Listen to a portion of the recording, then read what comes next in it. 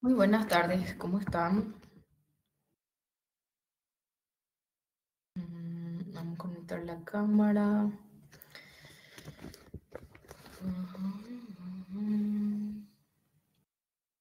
Ahí está.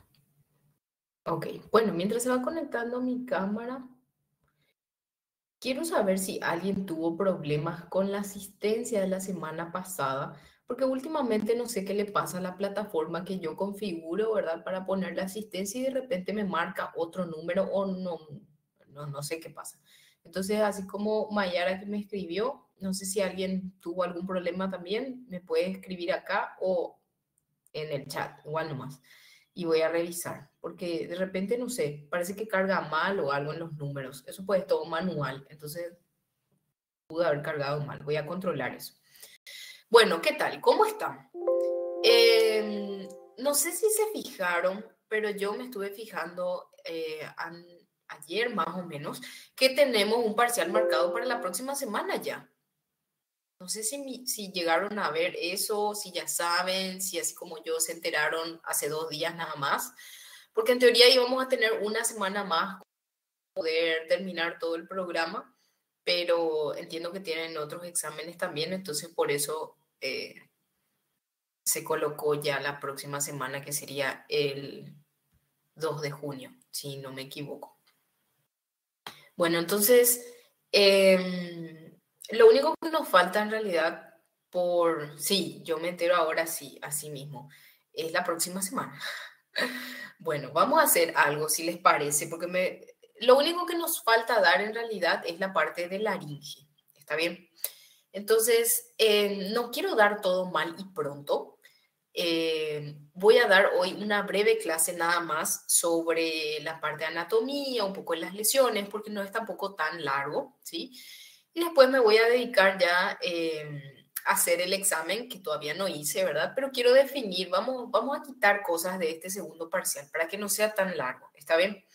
Laringe definitivamente no va a entrar, ¿está bien? La parte de boca, cavidad oral también vamos a dejar nomás, ¿sí? Eso no. Lo que voy a preguntar más sobre todo, ¿verdad? Va a ser la parte de nariz, seno paranasales y faringe. ¿Está bien? Entonces, todo lo que es cavidad oral, boca, las lesiones en general y esto de laringe que vamos a dar hoy, no vamos a meter en el parcial. ¿Está bien? Entonces, aclarando eso, me gustaría dar una clase no tan larga, sino para que ya empiecen a leer lo antes posible, así yo también hago el examen y después les paso así unos tips de los que no pueden dejar de leer. Está bien, que son cosas que no pueden dejar de leer, definitivamente, sí. Eh, bueno, ok, bueno, si no tienen otra duda, vamos a empezar entonces para no prolongar tanto el tiempo en sí. Ah, antes, hoy también tenemos nuestras últimas 3 preguntas de los 3 puntos. Me parece que fue un poco difícil lo de la semana pasada, ¿verdad? No sé qué les parece a ustedes, pero creo que no sé si no se entendió la pregunta o se complicaron nomás con algunas respuestas o por qué, ¿verdad? Pero bueno, para hacer así un feedback, la primera pregunta que hablaba justamente de las funciones de la faringe, lo único que preguntaba era cuáles eran las funciones de la faringe, ¿verdad? La mayoría marcó bien, ¿verdad? Que todas son correctas, la función respiratoria, también con la formación de las palabras, la función deglutoria, o sea, yo creo que la mayoría marcó bien, pero hubo gente que me marcó algunas cosas como excepto, ¿verdad? No sé si no sé, se confundieron nomás o no se entendió la pregunta o qué, pero la idea era consultar nada más cuáles eran las funciones, ¿sí? de la faringe en general. Ahora, después sí hubo una pregunta de cuál era el límite posterior de la cavidad bucal y eso quiero aclarar ya acá, ya que estamos en la clase, siempre es las papilas circunvaladas a nivel de la B lingual, eh, o el istmo de las fauces, todo eso acepté. Después otros me pusieron de repente la pared posterior de la faringe y eso no es la pared, pues, ese no es el límite de la cavidad bucal, ese ya es el límite posterior de la orofaringe, ¿sí? son cosas que se continúan. Entonces, para entendernos más bien esa parte por las patologías y demás que alguna vez van a ver también en su práctica diaria, entender que justamente la cavidad bucal o oral va de ahí hasta la base de la lengua nada más. A partir de ahí, los pilares anterior, posterior, la faringe, todo lo que está por detrás hasta la pared posterior de la faringe es orofaringe, ¿sí? Bueno, y por último, las zonas de las lesiones de la boca, ahí sí hubo mucha confusión también parece, porque habíamos dicho todo lo que está en las paredes laterales, sobre todo en el dorso de la lengua, en la punta de la lengua, generalmente no son necesariamente lesiones malignas. Vemos más sobre todo transformación maligna a nivel de la región ventral o lo que está en contacto con el piso de la lengua. ¿Está bien? Entonces, quizá por eso nomás. La mayoría bien, ¿verdad? Pero de repente, no sé, hubo ahí alguna confusión, sobre todo con la parte de la cavidad oral y demás. Por eso, no vamos a hacer tan largo esto y vamos a, repito, segundo parcial, solamente nariz, senos paranasales y la parte de faringe, ¿sí? Bueno, entonces, dicho y aclarado todo eso, vamos a empezar nuestra clase de hoy. Ustedes saben que si tienen alguna pregunta o algo, me interrumpen y paramos, ¿sí? Ok, bueno, entonces, laringe, ¿sí? Es lo último que nos falta de todo lo que es otorrino. Entonces tenemos que hablar de la anatomía de la laringe, ¿sí? La laringe es una estructura móvil, justamente que forma parte tanto de la vía aérea, actuando normalmente como una válvula, ¿verdad? Que impide el paso de estos elementos deglutidos y los cuerpos extraños, ¿sí? Hacia el tracto inferior, ¿sí? Además de eso, permite también el mecanismo de la fonación. A ver, Larisa pregunta, ¿cómo va a ser el proceso final? Bueno, vamos a terminar hoy y vamos a hablar del proceso final. ¿Está bien? Porque tengo algunas ideas y ustedes ahí me van diciendo qué les parece, ¿sí? Bueno, entonces, además de eso, permite el mecanismo de la fonación, o sea, la producción de la voz, ¿sí? La emisión de este sonido está condicionada justamente por el movimiento de las cuerdas vocales. Y el movimiento de los cartílagos dentro de la laringe es lo que permite justamente variar el grado de apertura de estas cuerdas vocales, ya sea por una contracción que existe o una relajación de los músculos que acompañan para permitir el cierre o la apertura de estos músculos justamente que se encargan de la emisión del sonido de la voz, ¿verdad? Estos juntos con otros mecanismos, otros elementos dentro de la cavidad oral, o sea, los labios, la lengua, la boca, la nariz, todo, es lo que finalmente determina los diferentes sonidos que se emiten. Bueno, la laringe entonces se encuentra situada en la porción anterior del cuello, ¿sí? Mide aproximadamente 5 centímetros de longitud, es más corta, sobre todo en las mujeres y en los niños. Se relaciona con los cuerpos vertebrales entre C3 hasta C6 y su estructura está constituida por un esqueleto cartilaginoso, ¿verdad? Al cual se unen un grupo importante de estructuras musculares, ¿verdad? Bueno, los cartílagos de la laringe justamente están formados principalmente por el cartílago tiroides, ¿sí? El cartílago tiroides, esta es una vista anterolateral, ¿sí? Y vemos el cartílago tiroides en esta ubicación, que es un cartílago hialino. Justamente limita la región anterior de la laringe y lateralmente, ¿sí? Son dos láminas cuadradas. Si ustedes ven, ¿sí? Son dos láminas cuadradas a la derecha, a la izquierda, que se unen en la línea media, ¿sí? Y en ese punto de fusión se forma justamente esto que es la escotadura tiroidea, que tienen un ángulo normalmente. En los hombres en la edad adulta es de 90 grados, mientras que en las mujeres mucho más abierto, de casi 120. Esta escotadura tiroidea es lo que forma la famosa manzana de Adán, que si ustedes se dan cuenta es mucho más prominente, ¿verdad? Por el desarrollo evolutivo en los varones, ¿sí? Esa manzana que se ve ahí, esa papa que de repente dicen que está en el cuello, bueno, esa es la escotadura justamente de la tiroides que forma esa manzana de Adán en los varones, sobre todo al ser el ángulo mucho más cerrado, es mucho más prominente. Bueno, desde el borde posterior de cada lámina podemos ver que se proyectan sobre todo dos cuernos, uno superior, otro inferior, ¿sí? El cuerno superior es el que recibe la inserción del ligamento. ¿Qué ligamento? El tiroideo, porque como ven, el hueso hioides, que es el hueso que está acá en el centro mismo de toda la región anterior del cuello, no tiene ninguna otra inserción ósea, solamente ligamentos y músculos llegan hasta él y es lo que le da esa ubicación. Hay un ligamento que se encarga de unir justamente el cartílago tiroideo con el hueso hioides y este es justamente el ligamento tiroideo, que en este caso hay uno medial o central, que es el que está acá en la escotadura tiroidea, y otro lateral, ¿sí? Bueno, acá está el cuerno superior justamente. Y el cuerno inferior se dobla levemente hacia la región medial, hacia adentro, y su cara se articula con una faceta o una superficie articular del cartílago cricoides. Vamos a ver cuál es el cartílago cricoides. Entonces, nuevamente, mirando desde adelante la región anterior y lateralmente a la laringe, podemos ver el cartílago tiroides, ¿sí?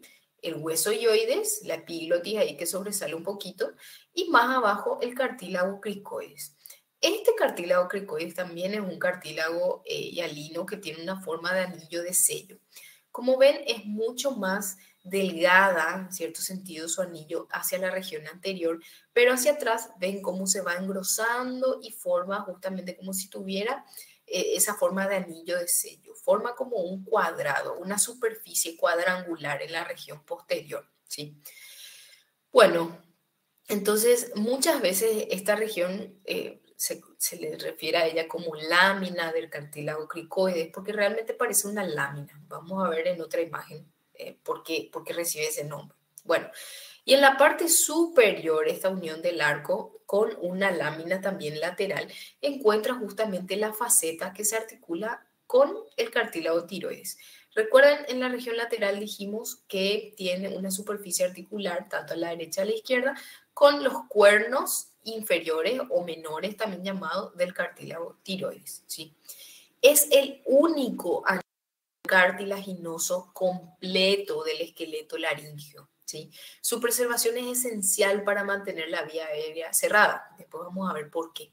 ¿Y a qué se refiere con que es el único completo? Porque debajo de ella vienen los anillos traqueales y los anillos traqueales son incompletos. No sé si ustedes sabían eso, pero la región posterior solamente tiene mucosa, ¿sí? Entonces, acá no se ve, pero en la región posterior no hay un cartílago completo en forma de anillo, a diferencia del cartílago cricoides, ¿sí? Bueno, y justamente es esta imagen la que les quería mostrar. En la región anterior ven como mucho más adelgazada, pero se va aumentando de tamaño hasta terminar como una lámina cuadrada, fibrosa, ¿sí? Y tiene dos superficies de articulación o dos facetas para la región justamente del cuerno menor, del cartílago tiroides, y también vamos a ver que tiene otras facetas, sobre todo en su región superior, que se articula con los cartílagos aritenoideos, ¿sí? Bueno, esto es lo mismo, pero ya con un reborde, por así decirlo, de todas las membranas, los músculos y los pliegues mucosos, cómo van quedando. ¿Está bien? Bueno, luego está la epiglotis. La epiglotis, hacemos acá un corte sagital para ver ya todas estas estructuras tapizadas por la mucosa, ¿sí?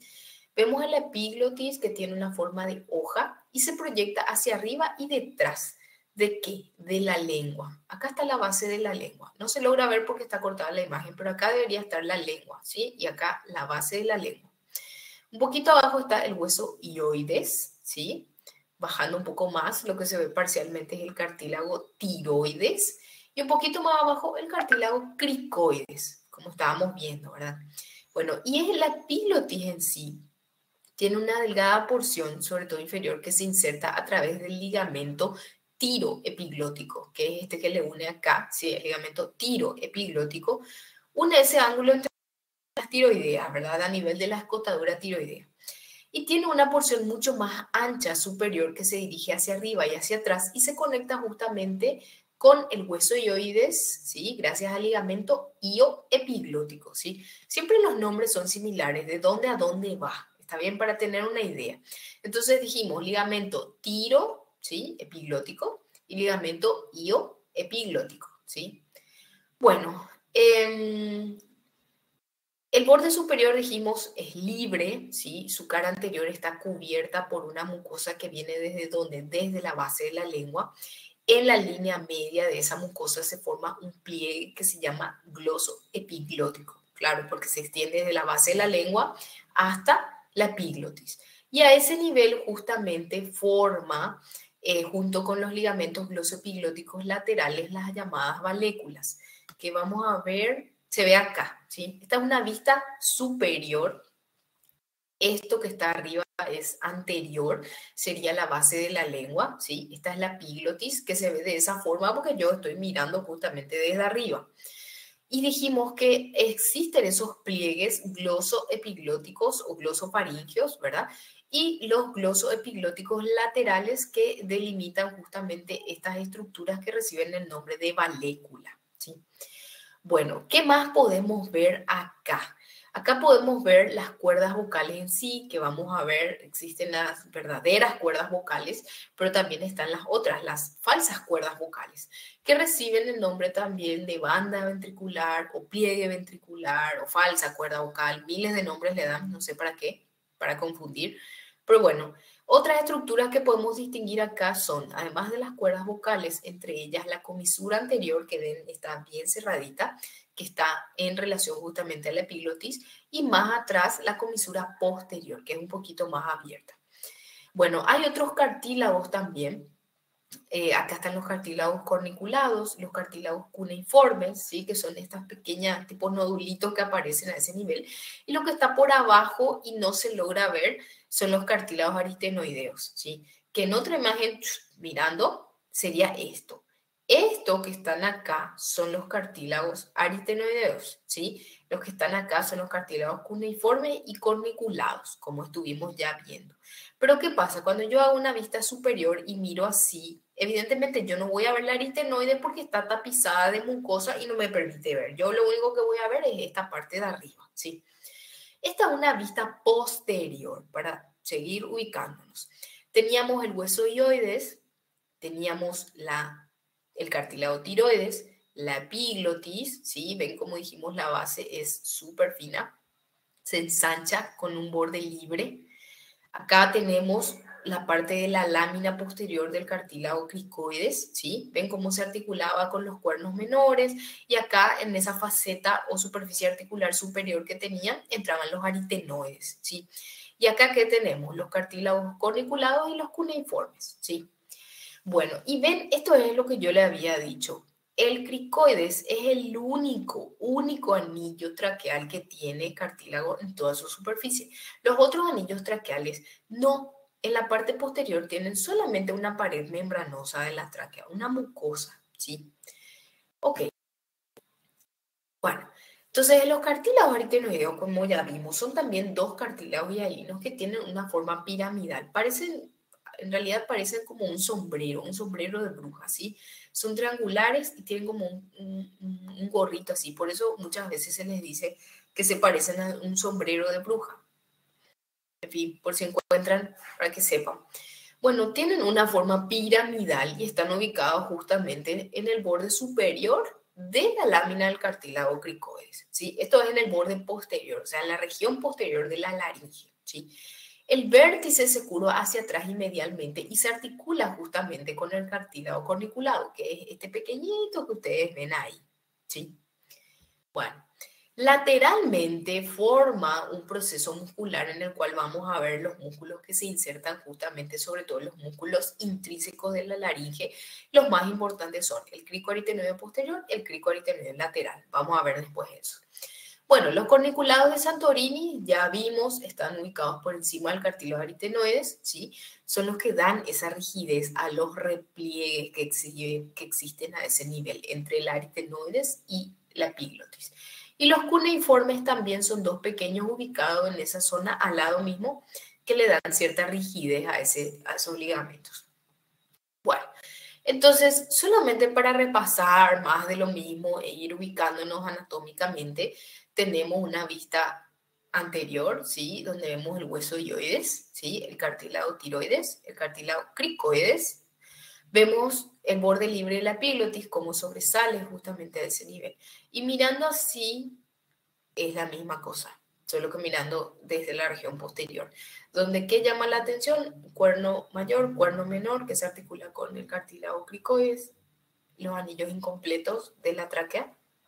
Tenemos justamente, acá realmente si se fijan mejor, la aritenoides sí parece un sombrero de bruja.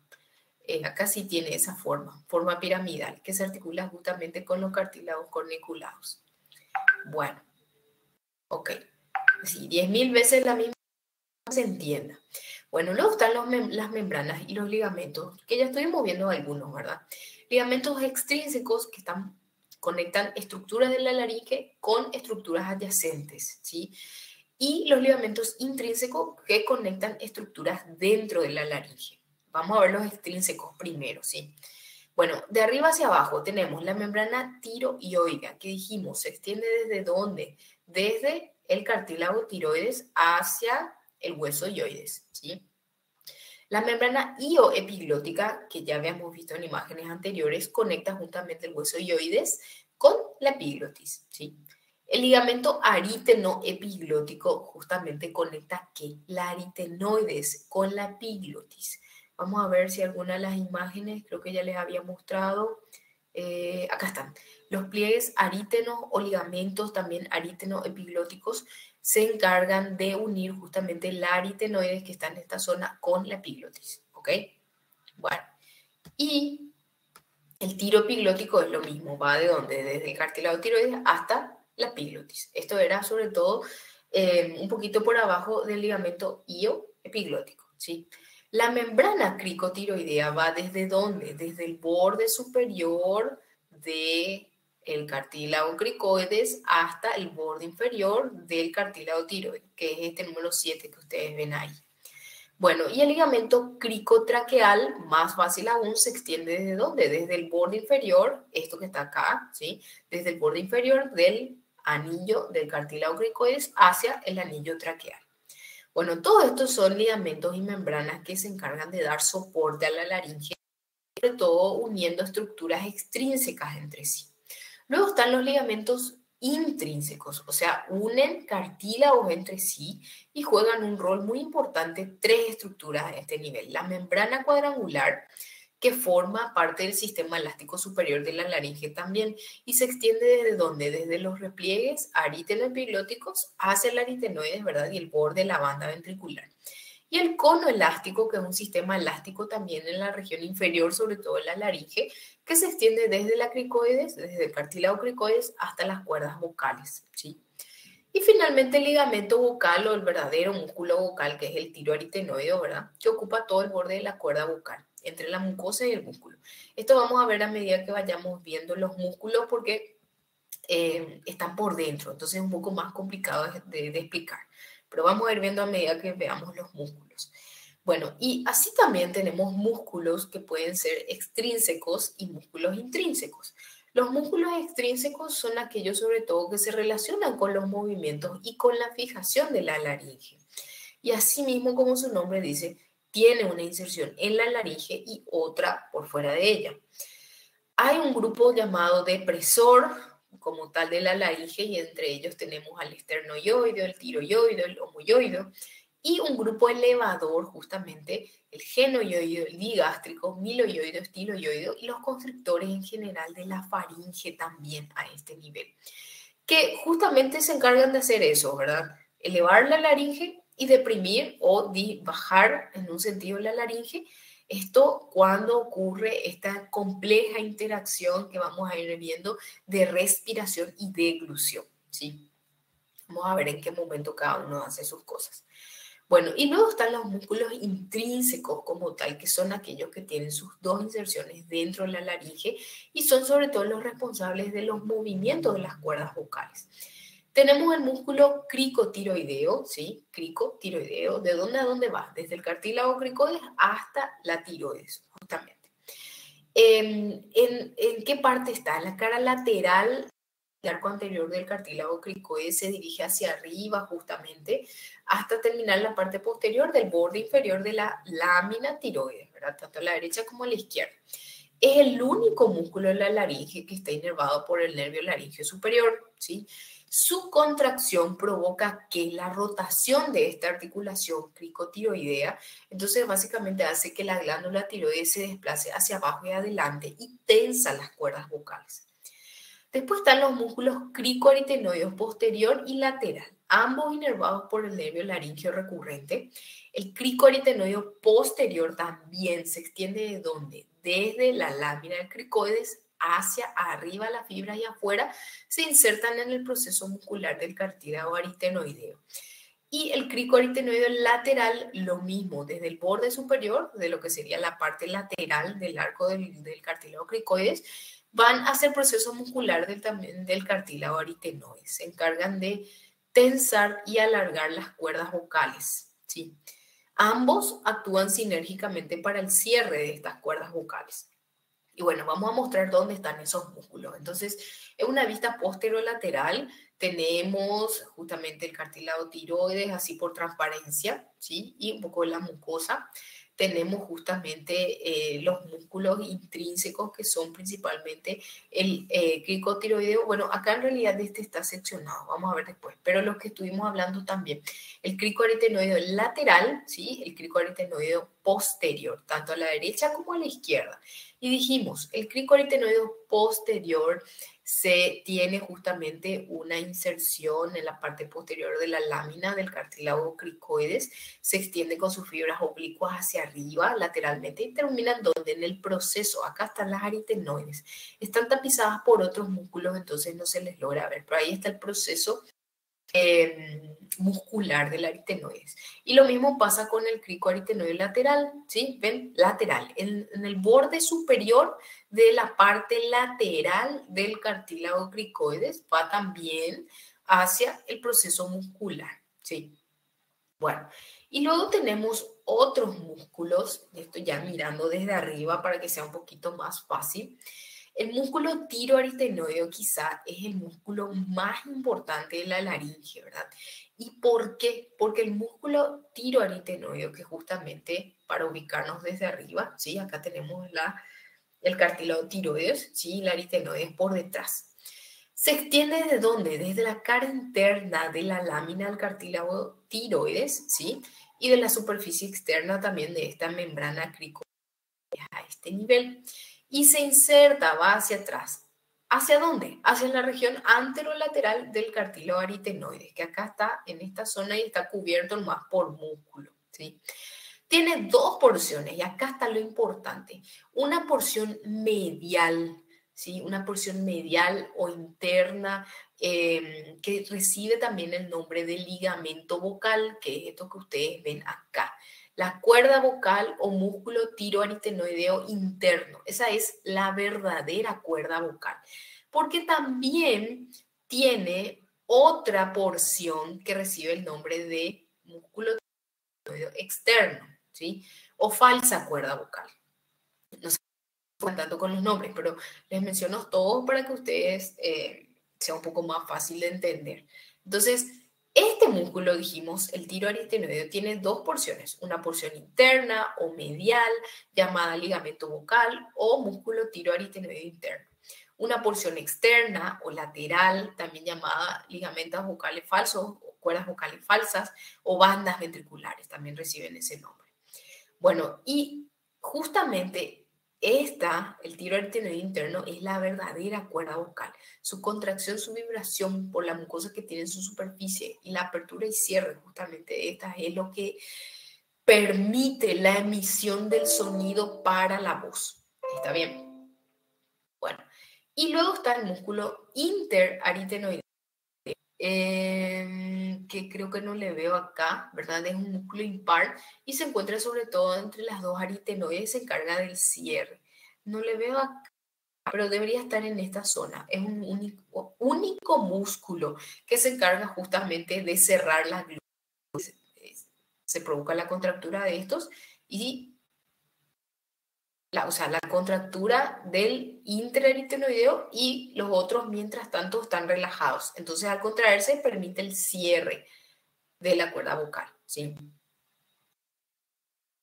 Bueno, ok, ¿alguna pregunta hasta ahí? Yo sé que parece un poco complicado, tantos nombres repitiendo para que se haga la idea más o menos de todas las estructuras que forman la laringe, ¿sí? Bueno, sí, yo sé que es mucha información, pero si no les digo de esa forma, no se va a entender lo que les quiero transmitir. Entonces, solamente para explicarse más o menos espacialmente. Al final, las lesiones es lo que importa, las patologías, ¿verdad? Pero no podemos dar eso sin anatomía. Siempre es esencial, ¿sí? Bueno, ok. Luego están las subdivisiones, ¿verdad? De la laringe que podemos clasificar también de acuerdo a la relación justamente con la glotis. ¿Por qué la glotis? Vamos a definir primero lo que es la glotis. La glotis es un espacio que está justamente limitado por la comisura anterior, las cuerdas vocales verdaderas y la comisura posterior. O sea, vamos a volver a la imagen, a ver dónde tenemos unas cuerdas vocales que estén bien tapizadas. Ay, creo que no hay. Bueno, pero les voy a mostrar con este donde está la parte muscular por lo menos. Estas cuerdas vocales, dijimos, tienen una comisura anterior, que es la zona, ¿sí?, anterior en relación al cartílago tiroideo, y una comisura posterior que, si ustedes ven, está más abierta en cierto sentido, ¿sí? Todo lo que se encuentra limitado en este espacio recibe el nombre de glotis. Entonces, cuando leen por ahí la glotis, bueno, ¿y a qué es lo que se refiere? A las cuerdas vocales, a la comisura anterior y a la comisura posterior. Esa región es la glotis. Entonces, todo lo que está por encima va a ser la supraglotis, ¿sí? Es justamente el espacio que se extiende desde la epiglotis, ¿sí?, entre la unión del epitelio respiratorio y escamoso en esa zona, hasta justamente todo lo que está por encima de esto, de la glotis en sí, de las cuerdas vocales, ¿sí? Bueno, la subglotis, en cambio, es todo lo que está por abajo, ¿sí? Recuerdan, la vía aérea en sí, ya, la tráquea. Entonces, los anillos traqueales y demás, todo eso es la subglotis. ¿Y para qué es importante esto? Porque después, en algún momento de sus vidas, van a haber algunos tipos de cánceres y demás, sobre todo cabeza y cuello y demás. Y para la estadificación y el tratamiento es un poco importante, ¿sí? Pero les explico porque quizá esta sea una de las pocas veces que tengan así tanto contacto con la laringe, ¿sí? Y no crean que esto es algo que en otorrino nomás se ve. Esto se usa muchísimo. Primero, luego se van a hacer pediatras, ¿sí? Segundo, si van a hacer la parte de clínica médica, deben manejar porque la laringe es vía aérea, ¿sí? Entonces, no se van a salvar. Guardias sí o sí van a hacer y en algún momento van a tener que intubar pacientes. O sea, usar el laringoscopio y meter justamente un tubo de intubación endotraqueal. ¿Para qué? Para llegar justamente ese tubo hasta la subglotis. Entonces, manejar la anatomía en ese sentido es importantísimo, porque no es algo que ahora nomás les va a servir en otorrino. Los que van a hacer terapia intensiva, los que quieren hacer pediatría, clínica médica, anestesiología, la parte de anestesia y toda la práctica quirúrgica también. Entonces, quizá lo otro no les sea tan útil, pero la parte de laringe sí, sobre todo lo de la anatomía, sí. Bueno, y a grandes rasgos, porque esto sí ya es algo muy de especialista, para que sepan nada más, los principales nervios que están a ese nivel y que se encargan justamente de la inervación son el nervio laringeo superior, ¿verdad? Que es el principal nervio justamente tanto vasomotor, secretor, sensitivo y motor. Da una rama externa que se dirige justamente hacia abajo para inervar el músculo cricotiroideo, ¿sí? Dijimos, el único músculo inervado por el nervio laringeo superior es el músculo cricotiroideo, ¿sí? Todos los otros son inervados por los nervios laríngeos recurrentes, ¿verdad? Justamente que tienen una localización, o sea, un origen diferente, tanto a la derecha o a la izquierda, ¿verdad? El laringeo inferior a nivel de la subclavia en el lado derecho justamente nace a ese nivel desde el nervio vago, ¿sí?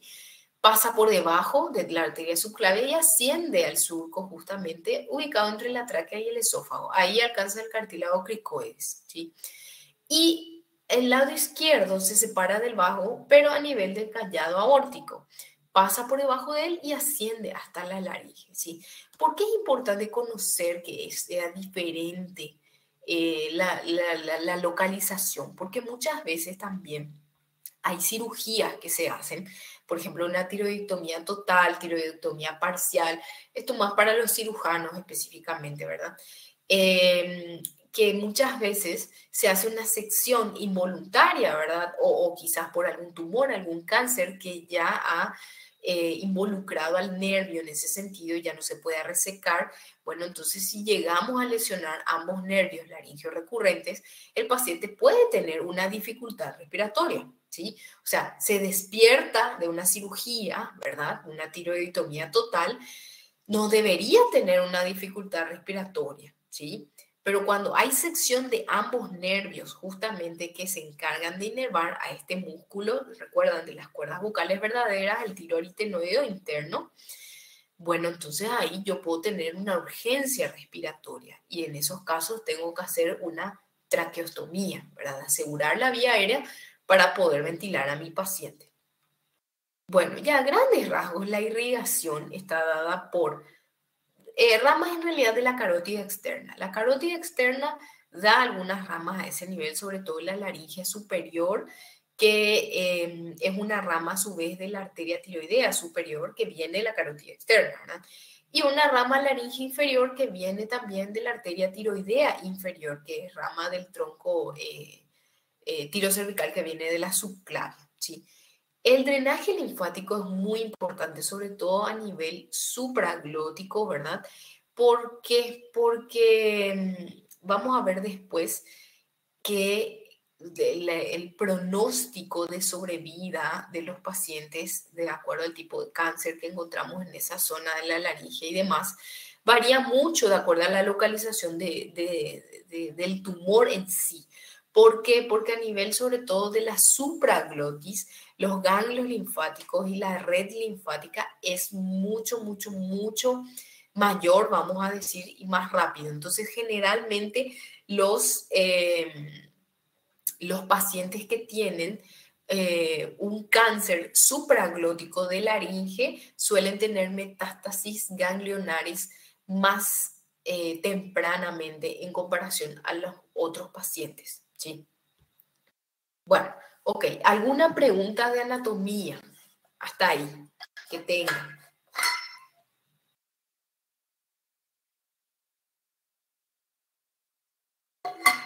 Bueno, entonces vamos a seguir ahora con la parte de fisiología. O sea, ¿para qué? ¿Para qué yo veo todo esto? O sea, ¿para qué me sirve? ¿Sí?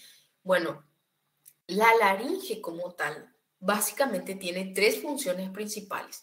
Una función protectora que también es deglutoria, ¿sí? Indirectamente. Una función respiratoria y una función fonatoria, ¿sí?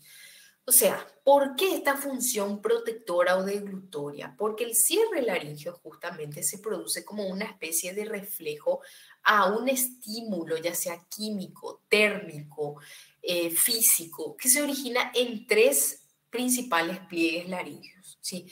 El superior, que está formado por el repliegue arítono epiglótico, que completa justamente su cierre con la epiglotis en la parte anterior y con la aritenoides en la parte posterior, ¿sí? A nivel medio por las bandas ventriculares también o las falsas cuerdas vocales que muchas veces son traídas hacia la región medial también por contracción del músculo tiroaritenoide.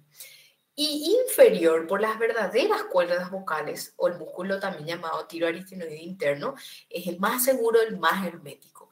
¿Por qué? Porque cuando ocurre justamente esa deglución, ¿sí? O sin querer uno broncoaspira algo, a quien más que menos le habrá pasado que de repente se atraganta y por alguna razón, como estaba desfasado ese tiempo de bolo alimenticio, algo va hacia la vía aérea, ¿sí? Y dijimos, el reflejo de la tos se encuentra en la laringe. ¿Y dónde se encuentra ese reflejo de la tos? Justamente en estos niveles, como estuvimos viendo.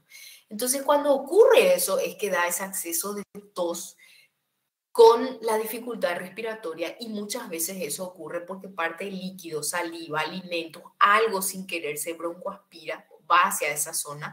Entonces, como un mecanismo de defensa, la laringe lo que hace es sellar las cuerdas vocales verdaderas, encima las bandas ventriculares y también la epiglotis cae por arriba para evitar ese paso de cualquier cuerpo extraño hacia la vía aérea. Por eso es que realmente da como una dificultad respiratoria porque hay un cierre brusco como consecuencia de esa irritación que ocurre, ¿sí? Entonces ahí vienen los accesos de tos y de repente uno siente que le falta el aire porque falta el aire, se contraen los músculos a ese nivel y no entra nada, ¿sí? El maíz de la sopa, sí. Muchas veces pasa, ¿sí? A veces uno come rápido, a veces uno está hablando sin querer y algo de saliva se le va y ahí empieza esa dificultad, ¿sí? Que es transitoria, ¿verdad? Pero pasa. Bueno, la segunda función es la función respiratoria. Dijimos respiratoria porque la glotis, las cuerdas vocales se abren una fracción de segundo antes justamente del descenso del diafragma. Esto es regulado por el centro respiratorio, ¿verdad? Que activa todos los músculos dilatadores a nivel de la glotis, ¿sí? ¿Y qué pasa? Entonces se ensancha ese espacio, sobre todo posterior cuando existe esa inspiración. Y a medida que se produce la expiración, se estrecha nuevamente esa abertura de las cuerdas vocales. Función respiratoria, la más importante quizás.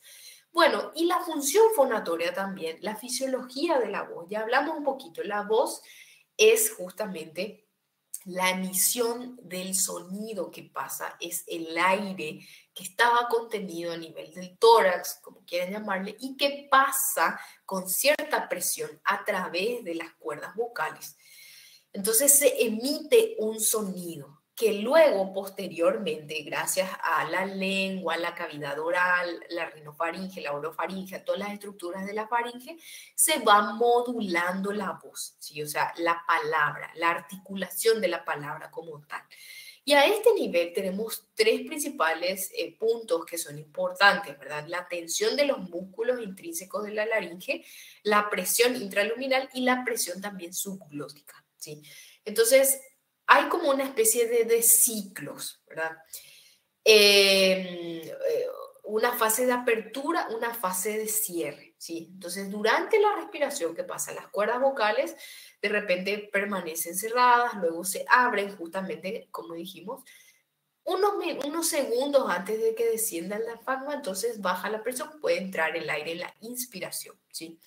Bueno, cuando este es el primer tiempo, por así decirlo, una fase de apertura, ¿sí? Eh, en el cual justamente luego la presión subglótica supera de cierta manera esa presión que mantiene unidas a las cuerdas vocales, entonces hace vibrar, ¿sí? La mucosa libre de ese borde de las cuerdas vocales que produce su separación, ¿verdad? Iniciando la primera fase. Ahora, como hay un gradiente de presión, ese flujo de aire que atraviesa, ¿verdad? La glotis va disminuyendo. Entonces, nuevamente esta presión subglótica que está disminuida se vuelve negativa y finalmente atrae nuevamente la mucosa del borde libre de las cuerdas vocales. Entonces, ahí empieza una segunda fase del ciclo vocal, que es la fase de cierre, ¿sí? Bueno, entonces, ¿cómo podemos evaluar? O sea, dijimos ya, ¿para qué funciona? Ahora, ¿cómo yo puedo evaluar? Y primero, luego, en el interrogatorio puedo tener una idea, ¿verdad? Del paciente, del tipo de respiración que tiene, de la coordinación fonorrespiratoria, de la utilización de los músculos del cuello, ¿sí? La presencia de tiraje también a veces cuando evaluamos el tórax, el aleteo nasal, ¿sí? Vamos a ver después en la parte de patologías, no hoy, pero en algún momento. El estridor, ¿sí? No sé si el estridor es un sonido que normalmente se produce por una obstrucción de la vía aérea. Puede ser esta obstrucción en vía aérea alta o en vía aérea baja. Y en relación a eso tenemos dos distintos, básicamente, ¿verdad? Dos distintos tipos de estridores. Un estridor inspiratorio, ¿sí? Es cuando la obstrucción está en la vía aérea alta. Y un estridor de tipo expiratorio es una obstrucción en la vía aérea baja. Vamos a dar un ejemplo para que sea más fácil de entender. Por ejemplo, los pacientes que son asmáticos, ¿sí? Tienen un problema en la vía aérea baja, ¿sí? Entonces, los pacientes asmáticos cuando tienen alguna crisis respiratoria, ¿sí? Aparece también ese famoso chillido de repente o las sibilancias a la ocultación. Y eso a la audición se oculta como un estridor, sobre todo de tipo expiratorio. O sea, el paciente respira bien, pero al quitar en la expiración aparece ese estridor muy característico. Y lo mismo ocurre, por ejemplo, en la inspiración, cuando uno inspira en una patología como, por ejemplo, una laringomalacia, ¿sí? Una laringomalacia, que es la inmadurez, dijimos, de la laringe, vamos a ver después eso, pero hablando mal y pronto, es una inmadurez de la laringe en los recién nacidos que se caracteriza por ese estridor muy peculiar, ¿verdad? El paciente se alimenta, intenta comer, llora y hace ese ruidito muy característico. Normalmente ese estridor escuchamos sobre todo en la inspiración. ¿Por qué? Porque el colapso es a nivel de la epiglotis. La epiglotis es la que tiene tejido redundante, entonces colapsa y provoca ya el estridor en la inspiración. Bueno, esos son ejemplos nada más para ir entendiendo. Entonces, muchos pacientes pueden tener esos estridores que es muy característico. Y a mí personalmente, esto a modo de comentario, ¿verdad? En la práctica de otorrinolaringología, eso es algo que vemos muchísimo, sobre todo ahora, y vamos a ver más todavía en los próximos años, así que es algo que tienen que manejar. Con todo este tema del COVID y la pandemia y demás, hubo muchos pacientes que estuvieron internados en terapia, ¿sí? Antes de las vacunas y demás. Entonces, se utilizaban tubos de intubación endotraqueal, ¿sí? Que quedaban ahí por mucho más tiempo, no se les realizaba la traqueostomía porque era considerada una cirugía de alto riesgo y con mucha exposición. Entonces quedaban los pacientes intubados por más tiempo del necesario y cuando se extubaban pasaban a una sala de menor complejidad. Quedaba una estrechez de la tráquea. ¿Sí? O sea, la tráquea como tal, los anillos traqueales disminuían su diámetro y hacían una fibrosis, como una especie de reacción a cuerpo extraño a ese tubo que estaba más tiempo del debido, ¿verdad? Entonces, ¿qué pasa? Es muy característico ahora, vos te vas y encontrás pacientes de repente que estuvieron internados en terapia que tengan ese estridor, respiran y al salir, ¡chi! Se escucha, ¿sí? O sea, eso va a haber y va a haber más, porque esto del COVID sigue y crean o no, hay muchos pacientes en terapia y muchos pacientes intubados todavía. Menos, sí, menos, hay más vacunas y todo lo que sea, ya estamos más acostumbrados, pero hay mucho más.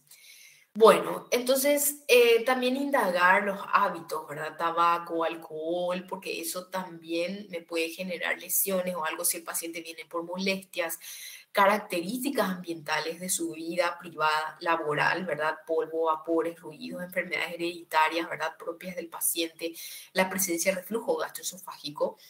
No sé si ya dieron reflujo gastroesofágico, tengo que explicar qué es. Pero bueno, el reflujo gastroesofágico es el líquido que viene del estómago por incompetencia del músculo cricofaringeo, que es el esfínter esofágico superior. Entonces, parte del contenido del estómago sube a través del esófago y llega hasta la garganta e irrita la laringe. Muchas veces el paciente no siente síntomas estomacales, está bien, él come bien, se alimenta bien, pero le empieza a cambiar la voz y tiene esa sensación de cuerpo extraño, como que haga y sienta ahí una pelota. Bueno, y esa es por la contractura extrema de ese músculo, justamente a ese nivel que está funcionando de manera errónea, ¿sí? Bueno, entonces todas esas cosas son súper importantes, ¿sí? Ven que todo al final, todo en otorrino es importante. Viene por el oído, hay que revisarle la laringe, así más o menos. Bueno, una vez que empezamos ya el examen propiamente dicho, ya vimos esto, pero para repasar nomás, hay que mirar la boca sí o sí, nunca pasar directo a la laringe, hay que mirar las encías, los dientes, la mucosa yugal por dentro, el piso de la boca, la desembocadura de todas las glándulas salivares mayores, ¿verdad? Las amígdalas, los pilares, la permeabilidad de las fosas nasales, o sea, todo lo que ya vimos tenemos en teoría que examinar y luego llegar a la laringe, ¿sí? A ver un poco, dice, yo tengo reflujo laringofaringio y fenda vocal. El otorrino se necesitó hacer fonoterapia a sí mismo. Esa fenda es el hiato probablemente, que es el cierre incompleto justamente de las cuerdas vocales, que ocurre como una irritación crónica y continua, ¿sí? Pero se soluciona por suerte. A ver un poco, la otra pregunta dice, ¿puede repetir la semiología cuanto al timbre e intensidad de la voz? En cuanto al timbre e intensidad, ¿en qué sentido? Ah, del timbre e intensidad de la voz. Ah, esa parte no. Claro, bueno, ¿a qué se refiere con el timbre e intensidad? Que de repente me salteé eso, ¿verdad? Muchas veces la intensidad de la voz me va a guiar también hacia una patología laringea. Muchas personas consultan por algún cambio de disfonía o afonía incluso.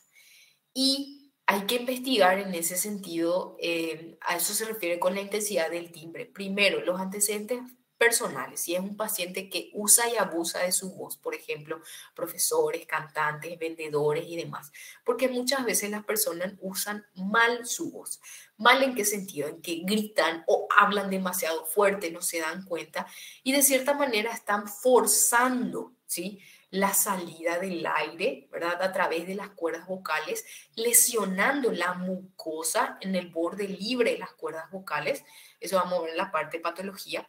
Y se generan ciertas lesiones que pueden dar justamente una intensidad diferente de la voz. Puede hacer que salga una voz diferente, una voz cuchicheada, una voz disminuida en intensidad, una voz tipo gutural, cerrada, una voz vamos a ver los tipos de voz, de tipos de voces que podemos tener de acuerdo a las patologías que tenemos, pero a eso se refiere con la intensidad. Si es que una voz que mantiene continuamente o una voz que inicia y que luego va perdiendo intensidad, como que se va agotando, ¿sí? Porque eso puede deberse a distintas patologías, ¿sí? Bueno, también el examen de la rinofaringe, la región del cabum, todo lo que es el cuello, hay que palpar también la región anterior del cuello, sobre todo, primero la tiroides, ¿verdad? ¿Por qué? Porque la tiroides uno en realidad no debería palpar aumentada de tamaño, ni debería palpar nódulos o quistes, eso no es lo común, salvo que haya algún tipo de patología, ¿verdad? Y muchas veces, ¿qué pasa? Si tenemos, por ejemplo, un bocio o algún cáncer o algún quiste o algo de tiroides, ¿verdad? Recuerden que eso está ahí nomás, en contacto justamente con qué, con el cartílago tiroides. Entonces, muchas veces el aumento del tamaño puede, de cierta manera, producir desplazamientos o compresiones a ese nivel que provocan cambios en la voz, ¿sí? También hay que justamente palpar todas las cadenas ganglionares, yugulocarotídeas, espinales, cervicales, ¿verdad? ¿Por qué? Porque muchas veces algunas patologías de la laringe de manera precoz se diseminan a estos ganglios linfáticos y puede ser la primera manifestación. La laringe también, el tamaño, la ubicación, ver sobre todo el cuello si hay simetría, si hay movilidad. Por eso solemos pedir al paciente que junte la saliva y que trague. Entonces, justamente para ver si hay un ascenso o un descenso en relación a la deglución o no. Si permite esta movilización, creo que habíamos visto ya en la clase anterior, esto que uno toca y mueve en el punto de su tiroides, es justamente el craqueo, ¿sí? ¿Recuerdan ese craqueo que dijimos? El espacio retrofaríngeo es el que está comprendido entre la fascia prevertebral y los músculos constrictores de la faringe. Pero también a mí me permite justamente saber ¿sí? Si es positivo, quiere decir que estamos bien, pero si es negativo, hablamos de que hay algún tipo de ocupación por detrás de la faringe y eso puede extenderse también a la laringe. ¿Por qué no? Porque ese craqueo negativo también puede manifestar la presencia de algún tumor, sobre todo un cáncer o algo así más delicado en esa zona de la hipofaringe que está en relación con la laringe, ¿verdad? Entonces, por eso todas esas cosas son importantes, ¿sí?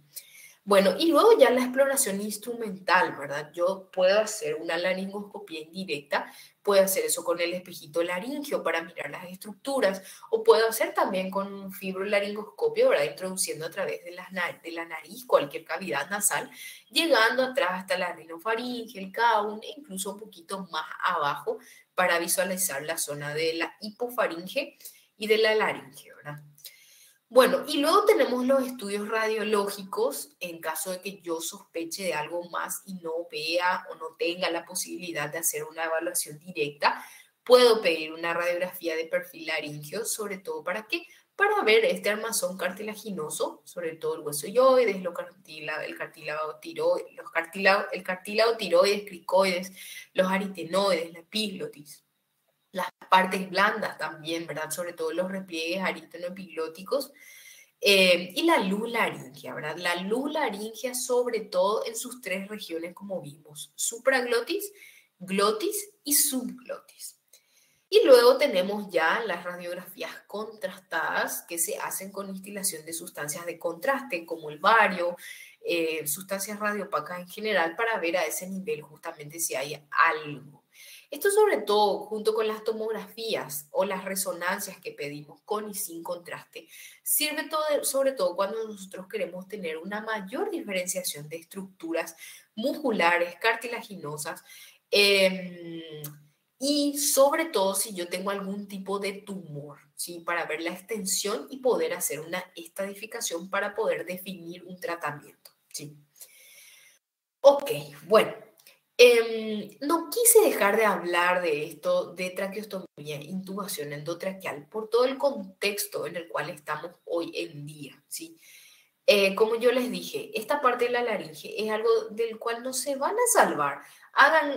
Salvo que hagan, no sé, dermatología por ahí, ¿verdad? Pero en general hay que tener un manejo de la vía aérea, porque todos los que estén en quirófano, los que hagan cirugía, los que hagan anestesia, los que estén en clínica médica, todos esos en algún momento les va a tocar tener un paciente que tenga alguna traqueostomía o que tenga una intubación endotraqueal. Y bueno, hay indicaciones, ¿verdad? Vamos a hablar primero creo que entienden, ¿verdad? La intubación endotraqueal nosotros es lo que colocamos justamente cuando un paciente por alguna razón, un Glasgow disminuido, algún evento isquémico hemorrágico que tiene, algo, no puede por sí mismo mantener una correcta respiración. Entonces eso me va a descompensar, o sea, le va a descompensar a mi paciente si no está ventilando de manera correcta. Entonces hay ciertos parámetros clínicos que yo les di, ¿verdad? No les voy a preguntar esto, es solamente para que sepan, ¿verdad? Y entiendan.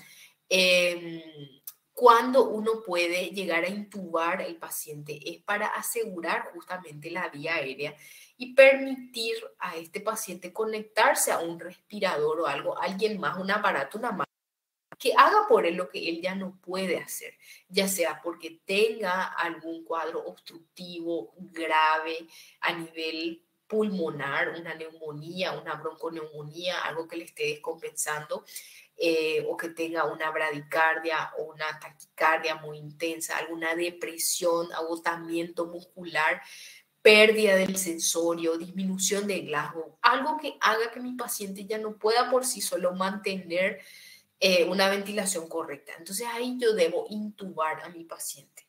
Normalmente estos son pacientes que pasan a una sala de cuidados intermedios como mínimo, donde yo tenga un respirador.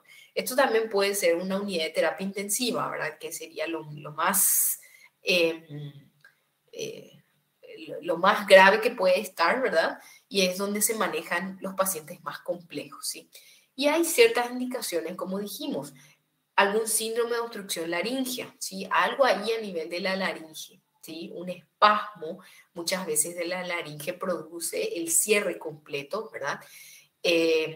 Como dijimos, la sección, por ejemplo, de ambos nervios laríngeos recurrentes que me provoca una dificultad respiratoria brusca. O, por ejemplo, un bocio multinodular que me esté comprimiendo justamente mi paciente deteriora Glasgow, bueno, puedo intubarle en un comienzo, ¿verdad? Y luego en un segundo tiempo realizar justamente estas traqueostomías. Entonces, las intubaciones endotraqueales también tienen ciertas complicaciones, ¿verdad? Lo que les dije, esto vemos mucho hoy en día por el tema del COVID. Tenemos traumatismo supraglótico por la forma de introducir el laringoscopio o el tubo en sí, traumatismo en las cuerdas vocales o las aritenoides, perforaciones traqueales que puede producir enfisema a nivel del cuello, ¿verdad? Y complicaciones un poco más mediatas, o sea, a largo plazo, ¿verdad? Granulomas, reacción de cuerpo extraño, esas que ocurre alrededor justamente del tubo, condritis, ¿verdad? Porque no, infecciones provocadas justamente en los anillos traqueales o en los otros cartílagos. ¿Por qué? Por la posición del tubo, que es un cuerpo extraño. Y lo que vemos más comúnmente son las estenosis cicatrizales. Como le digo, se introduce este tubo de intubación, entonces al estar ahí más de 7 días, uno si sabe que su paciente va a estar más de 7 días internado en una terapia intensiva con un tubo colocado, lo ideal sería hacer una traqueostomía, ¿sí? La traqueostomía, no me voy a poner a explicar la técnica porque eso probablemente vean en la parte de cirugía, ¿verdad? Pero la idea de la traqueostomía es asegurar esa vía aérea, ¿sí? Normalmente hay varias técnicas, varias incisiones, varias formas de hacer, pero idealmente se hace a nivel del segundo o tercer anillo traqueal. Se hace una anestesia, un campo, ¿verdad? La idea es infiltrar la zona de la región, se corta piel, tejido celular subcutáneo, se van separando los músculos, el lóbulo, el istmo, la tiroides, que normalmente está a ese nivel, y finalmente se quita una parte del anillo traqueal para meter esa cánula de traqueostomía, ¿sí? Puede haber también complicaciones, ¿verdad? Inmediatas, sobre todo por algún problema en la técnica, porque el paciente no estaba intubado y se tardó mucho tiempo, entonces hizo un paro por hipoxia, ¿sí? No es muy común, pero puede haber. Y hay también complicaciones inmediatas, como dijimos, granulomas por infección o traumatismos de las cánulas, puede haber hemorragias también por lesiones de la cánula en la pared traqueal, puede haber espolones. El espolón es esa reacción que hace justamente el anillo traqueal, disminuyendo su luz justamente a ese nivel donde está la cánula e impide de cierta manera la decanulación. Porque este paciente, luego de evaluar, ¿verdad? Eventualmente la mayoría se le quita nuevamente esa cánula de traqueostomía y eso cura por segunda intención y cicatriza totalmente el cuello. O sea, no es que para siempre va a tener esta traqueostomía, ¿verdad? Depende de cada paciente y por qué se le hizo la indicación. Pero muchas veces cuando queremos decanular, ¿qué significa eso? Quitar la cánula de traqueostomía y cerrar la región del cuello, se forman estos espolones por los anillos traqueales. A ver, un poco dice, doctora, no entendí espolón. El espolón es el anillo traqueal que reacciona alrededor de esa cánula. Entonces se cierra. Es como una fibrosis y estenosis en realidad, solo que es mucho más característico, ¿sí? ¿Por qué? Porque sobre todo la parte del borde superior o proximal de la traqueostomía eh, se adhiere a esa zona de la cánula, impide justamente, porque está tan apretado que impide el retiro de eso, ¿sí? Es un granuloma. Bueno, es similar. El granuloma en realidad es un tejido que aparece. En cambio, el espolón es el cierre nada más que ocurre. Es también como una estenosis, solo que el espolón ocurre en la superficie de la tráquea. En cambio, la estenosis ocurre en los anillos traqueales, por dentro. ¿Está bien? Esa nomás es la diferencia. Son similares, pero la localización donde se hace es la diferencia, ¿sí? Bueno, entendí, dice. Ok. Bueno,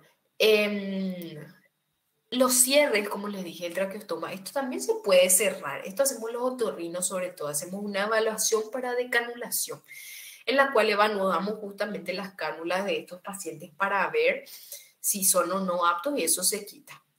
Bueno, esto en realidad solo a modo de comentario. ¿Alguna vez habrán visto alguna película así? Esto pasa solamente en Hollywood, no es, ya no lo hacemos en la vida real prácticamente hoy en día, que de repente alguien tiene una dificultad respiratoria, agarra a alguien con una punta o un virome o un bolígrafo y ¡ca! Le clava en el cuello y el paciente respira. Bueno, alguna vez habrán visto eso. Esa es una súper mega urgencia extrema, es un procedimiento de excepción que se realiza cuando hay una obstrucción laringea aguda, ¿sí? Por ejemplo, me llega un paciente que tiene un cáncer probable, ¿verdad? De laringe o algo con una dificultad respiratoria extrema, está pálido, cianótico, está desaturando, está a punto de parar. Hacer una traqueostomía lleva un tiempo, o sea, hay que preparar, hay que llevarla a quirófano, hay que sedarlo un poco, controlar la presión, una vía. Bueno, entonces muchas veces con un pulso CAT, ¿verdad? Eso uno logra permeabilizar y asegurar un pequeño pasaje de aire o sea, clavando justamente el punzocat entre la unión justamente que existe entre el cartílago normalmente cricoides y tiroides, ¿sí? O sea, es a nivel de la membrana cricotiroidea donde se hace esta pequeña incisión con el punzocat, ¿sí? Pero bueno, eso prácticamente ya no ocurre. En mi vida yo habré visto 2 veces, ¿verdad? Y no, ya no se hace prácticamente. Bueno, ok. Quiero hablar un poquito de algunas de las patologías.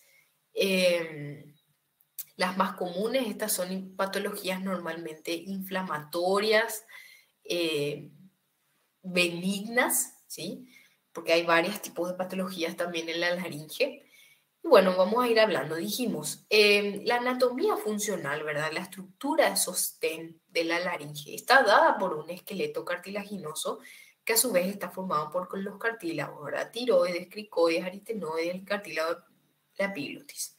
Bueno, este esqueleto está cubierto por estas estructuras fibrosas y a su vez, tanto la articulación cricotiroidea que realiza movimientos de desplazamiento, que modifica la tensión de los pliegues y de las cuerdas vocales, es lo que controla justamente la aproximación o la separación de este anillo de cartílago cricoides con el borde inferior del cartílago tiroides, ¿verdad?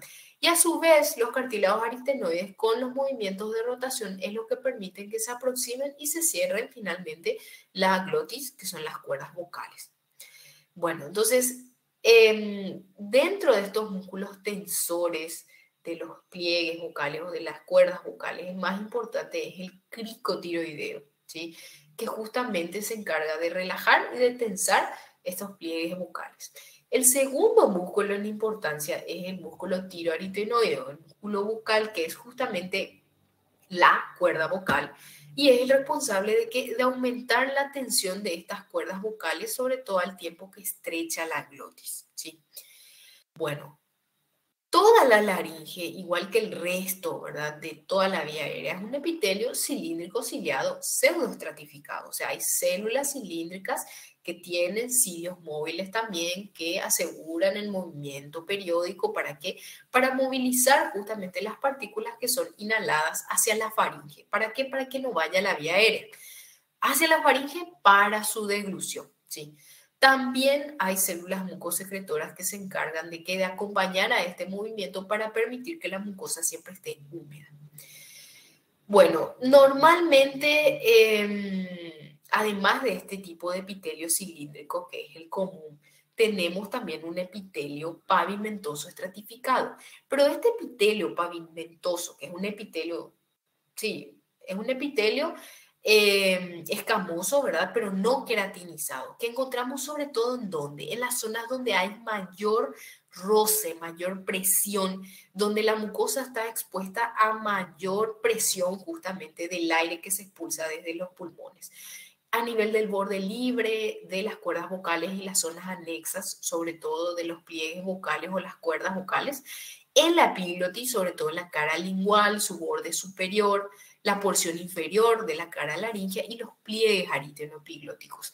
Acá en esta zona existe un epitelio que es diferente. ¿Y por qué? Porque justamente son zonas que están expuestas a, a un estrés mayor, ¿sí? Ya sea por el roce del aire, por el contacto que a veces puede existir con el bolo alimenticio que cae hacia esa zona, ¿sí? Bueno, entonces recordar también eso, porque hay una patología muy común que se llama papilomatosis laringea. No vamos a ver después, pero la papilomatosis laringea es cuando aparecen múltiples lesiones pequeñas tipo papilomas, ¿verdad? Producido por el virus del papiloma humano, que tiene una afinidad sobre todo por el epitelio escamoso. Entonces es mucho más común que cuando yo tenga ese tipo de pacientes vea las lesiones localizadas en esta zona. No en el resto, ¿por qué? Porque es un epitelio cilíndrico ciliado, pero en este epitelio escamoso no queratinizado sí es muy común. Bueno, ok, entonces vamos a empezar a hablar de las lesiones que podemos encontrar. Los pólipos son pseudotumores benignos que aparecen a nivel del pliegue bucal. Es el resultado de un proceso inflamatorio también, ¿sí? Son por lo general unilaterales y se localizan sobre todo en el borde libre del tercio medio de la cuerda bucal. Habitualmente se produce por el abuso vocal y el mal uso vocal y factores irritantes como el tabaco o las laringitis crónicas. Repito, ¿a qué me refiero con abuso vocal? Docentes, vendedores, comerciantes, empresarios que usan constantemente su voz, ¿sí? Es muy frecuente entre los 30 y los 50 años, porque es donde más se manifiesta, y es la tumoración benigna más frecuente a nivel de la cuerda vocal en los adultos, ¿sí? También es algo muy recidivante, o sea, a pesar de hacer un tratamiento correcto, muchas veces puede volver a recidivar si es que la persona no cambia esos factores irritantes, ya sea externos o el mal uso de la voz que tiene. Bueno, la clínica es la misma, es una disfonía, un cambio en la voz que aparece de manera progresiva. Normalmente puede tener episodios súbitos también de afonía. Afonía, o sea, falta total de la voz. ¿Por qué? Porque la lesión queda por dentro, hacia la subglotis y entre ambas cuerdas vocales. Entonces, impide de cierta manera el paso normal del aire a través de las cuerdas vocales, ¿verdad? Bueno, al comienzo, ¿verdad? El paciente no le llama mucho la atención, es como si fuera un cuadro viral, gripal, un cambio en la voz, pero esto luego se va cronificando y tiene fases alternantes donde hay una mejoría y luego una agravación, ¿sí? Puede de repente tener como un escape aéreo. ¿A qué se refiere con el escape aéreo? Como que está hablando y hablando así, parece que se le va una voz soplada, una voz bitonal, ¿sí?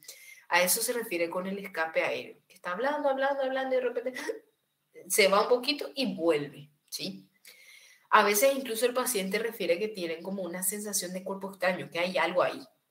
Bueno, el diagnóstico podemos hacer justamente mirando esa lesión, ya sea con una laringoscopía indirecta o mirando con el nasofibro a través de la nariz, ¿sí?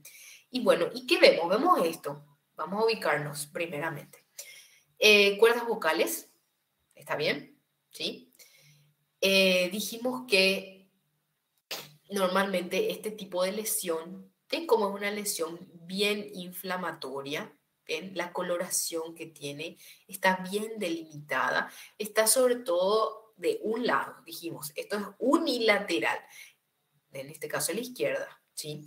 Y aparece justamente a nivel de ¿qué? Del tercio medio de las cuerdas vocales, ¿sí?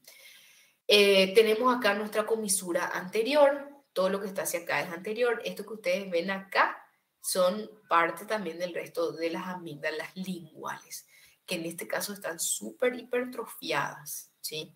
La continuación sería, no se ve todo, pero a este nivel más o menos está la epiglotis, ¿sí?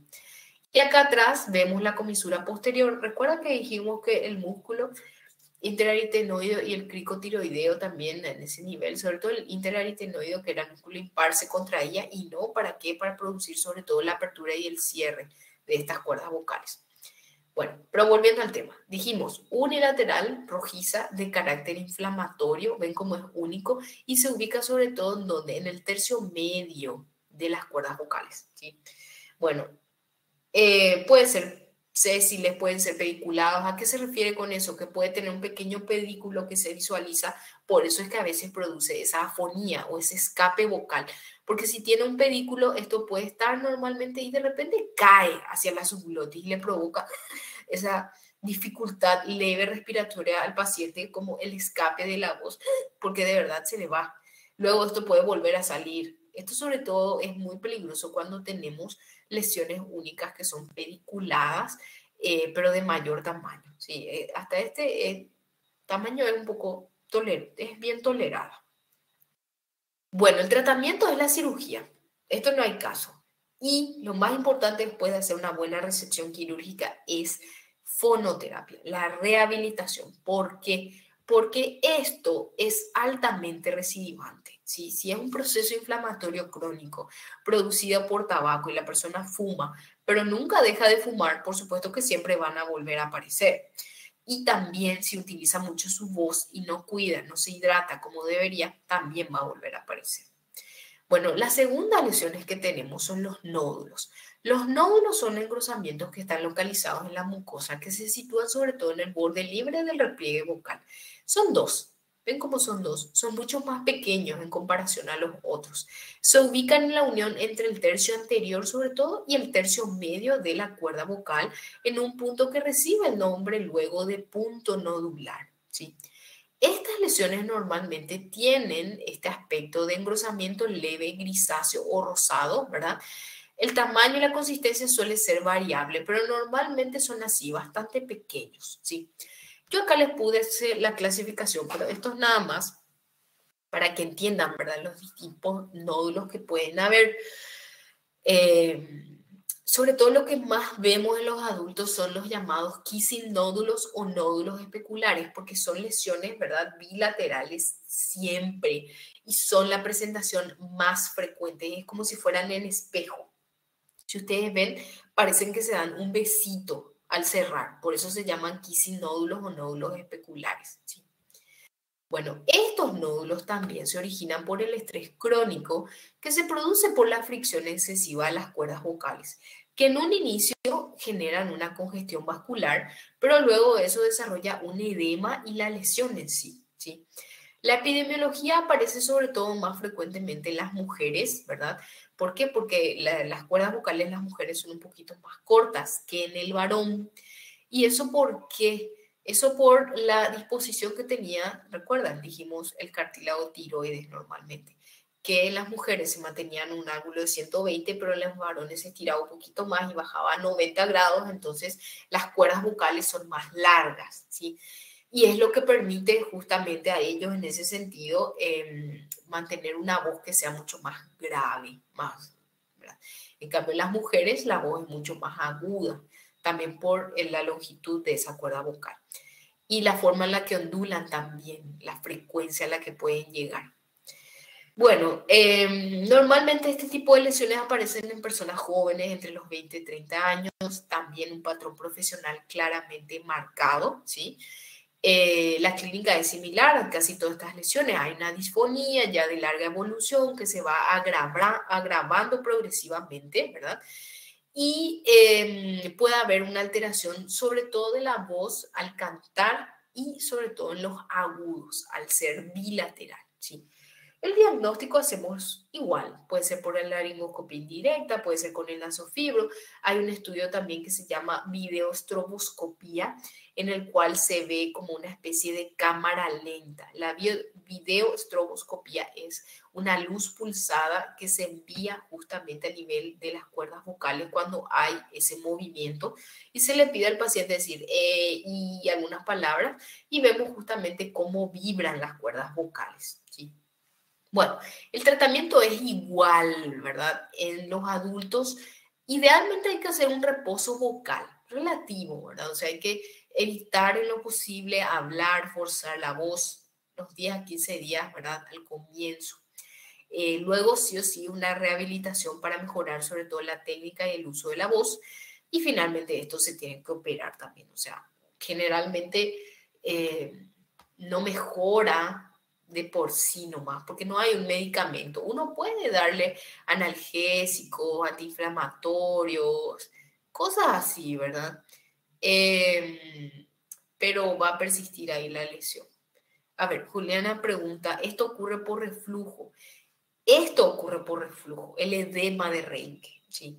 Las otras lesiones ocurren por mal uso de la voz, ¿verdad? O sea, todas en general porque las personas usan mal, pero el reflujo difícilmente de lesiones como tal, o sea, puede, nunca es imposible, ¿verdad? Porque es una suma de factores, pero difícil, sino que más bien da un edema inespecífico como este edema de Reinke que vamos a ver ahora, y un edema en todo, ¿verdad? A nivel de que de los del aritenoides, de los repliegues, de las bandas ventriculares, de las cuerdas vocales. Lesiones como tal no suele dar, sino un edema inespecífico, un eritema, cosas así. A ver, cáncer de esófago de Barrett también. Y no tanto, o sea, en realidad estas lesiones se producen más bien por el abuso de la voz. Suma, sí, por supuesto, las personas que tienen reflujo constantemente irritan, ¿por qué? Porque el líquido que surge del estómago, del esófago, también irrita las cuerdas vocales y toda la laringe. Entonces pueden producir sobre todo disfonías o molestias en la garganta, sobre todo. Recordás que habíamos dicho que las faringitis crónicas, la molestia principal era esa sensación inespecífica en la garganta. Bueno, y eso es lo que da el reflujo. Da cambio en la voz, da también de repente molestias en la garganta, sensación de cuerpo extraño, pero lesiones así como tal es muy difícil, quizá con años de evolución que no se trate, ¿verdad? Bueno, y luego está el edema de Reinke. Como ustedes pueden ver, se ve en las cuerdas vocales y se ve ese edema que es difuso y es dilatado a lo largo de todas las cuerdas vocales, ¿sí? Hay una transformación edematosa en este caso del espacio de Reinke. Recuerdan, bueno, el espacio de Reinke es el espacio que se encuentra justamente entre la mucosa que tapiza de cierta manera el borde libre del músculo tiroaritenoideo interno, ¿sí? Entonces el espacio de Reinke, él es el espacio que está contenido entre la mucosa, ese epitelio pavimentoso, y el músculo como tal. Entonces, ¿qué pasa? Hay una acumulación de líquido a ese nivel, hay conexiones fibrosas y puede aparecer una lesión edematosa o pseudopolipoidea incluso.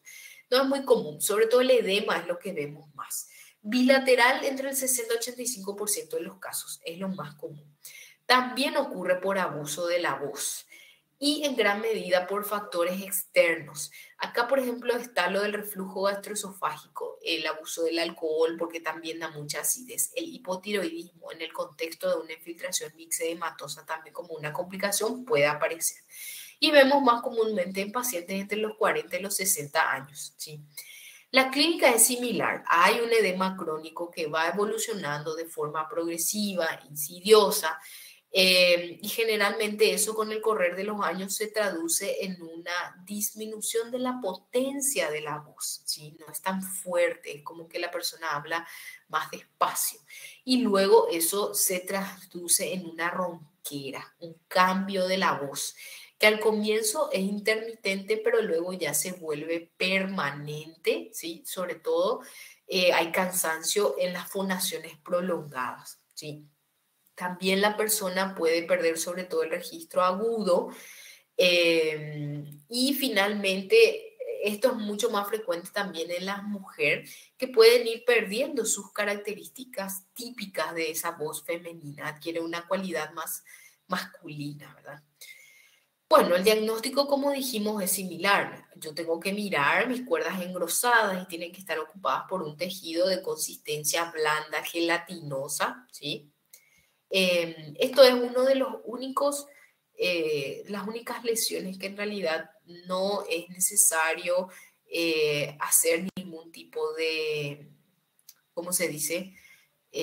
Ningún tipo de procedimiento quirúrgico, ¿sí?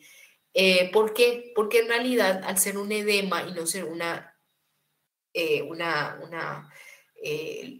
lesión localizada, ¿sí? Es un poco más difícil resecar. Entonces el tratamiento es un poco más fácil, es un tratamiento médico para disminuir ese edema e inflamación. Y por supuesto, todo lo que sea tabaco, alcohol, factores irritantes a ese nivel, yo tengo que ir eliminando.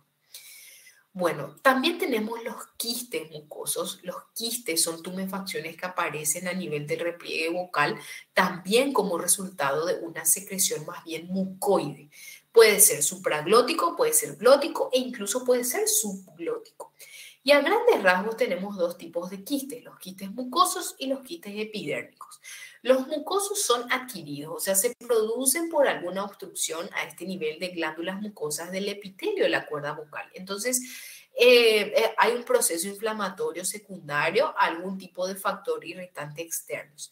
Son quistes verdaderos, o sea, hay una pared que tapiza, ¿verdad? Un contenido amarillento, normalmente blando, de consistencia mucosa, que son los restos de esta secreción de las glándulas, ¿verdad? Y los quistes epidérmicos, que son más bien de una etiología congénita, tienen una pared, ¿verdad? Que es un epitelio también estratificado, queratinizado y un contenido sobre todo compuesto de cristales de colesterol, ¿verdad?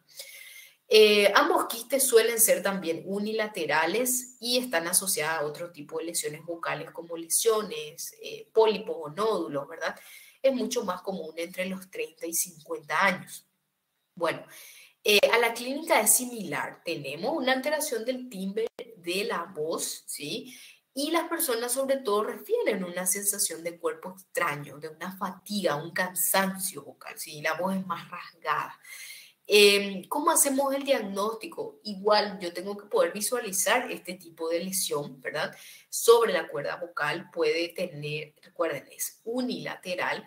Por eso también la videoestroboscopía me puede ayudar para facilitar justamente el diagnóstico y hacer el diagnóstico diferencial con otro tipo de lesión. El tratamiento finalmente es una resección quirúrgica, ¿sí?